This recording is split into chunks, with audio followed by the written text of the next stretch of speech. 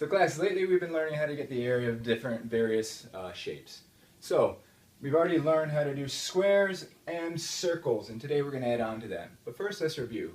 Please tell me the formula for the area of a circle. Pi r squared. Pi r squared. Good. 3.14 times the radius times the radius. And who can tell me how to get the circumference of a circle? 2 pi r. Perfect. 2 times pi times r. Lovely. Okay, so now who can tell me the formula for the area of a square or rectangle?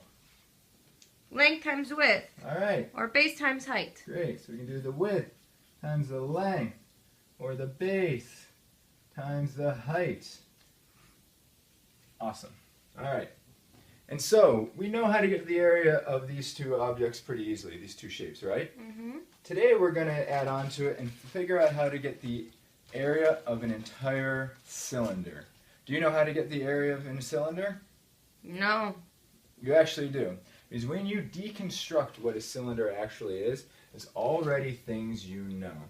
So what we need to do is we need to find out the individual components of a cylinder. And we do that by in our head kind of unwrapping what it is. For example, if we take the top and the bottom of this cylinder off, what do we have? 2 circles. Great.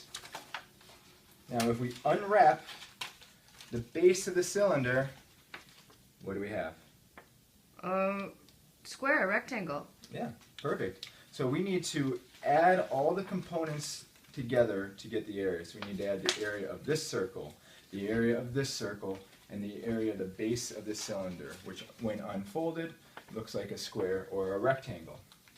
So, first off, before we add all these pieces together, let's go ahead and get the area of this circle, which has a radius of 1.6 inches. So please tell me what the area for one of these circles is. 8.04. All right, 8.04 TVs, miles, centimeters cubed. Inches squared. Beautiful, 8.04 inches squared. All right, so we have one, that's for one. How many circles do we have? 2. Great. So we're going to multiply that number by 2. Alrighty. That's the circles done. Now all we have left is the body of the cylinder. So we've measured it, so we already know that its length or its height is 10 inches. It's 10 inches, okay?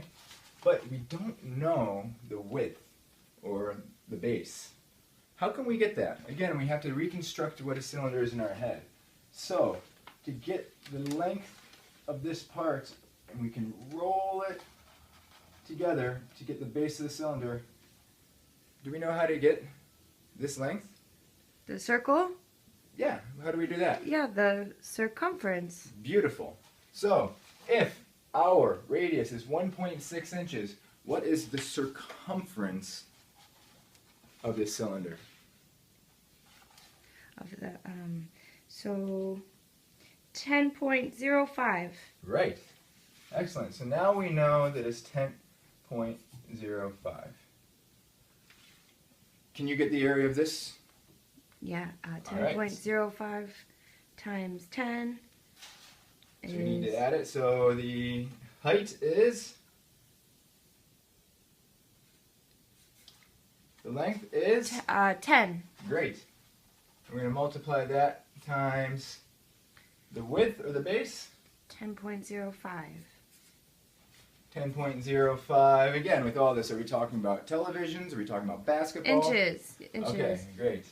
10.05 inches, 10 inches. That gives us a grand total on this side of 100.5. 100.5, what, bicycles, centimeters cubed? Inches squared. Great. All right, we're halfway done. Now, what is the area of the two circles together? 8.04 times 2, 16.08 16.08 Inches. mosquitoes. Oh, okay. inches squared. Inches squared. All right. So then when we add these two together, what's our final answer? 116.58 inches squared. Awesome. Now, from taking our answer, we can easily figure out the cylinder. 116.58 inches squared. Great, thank you.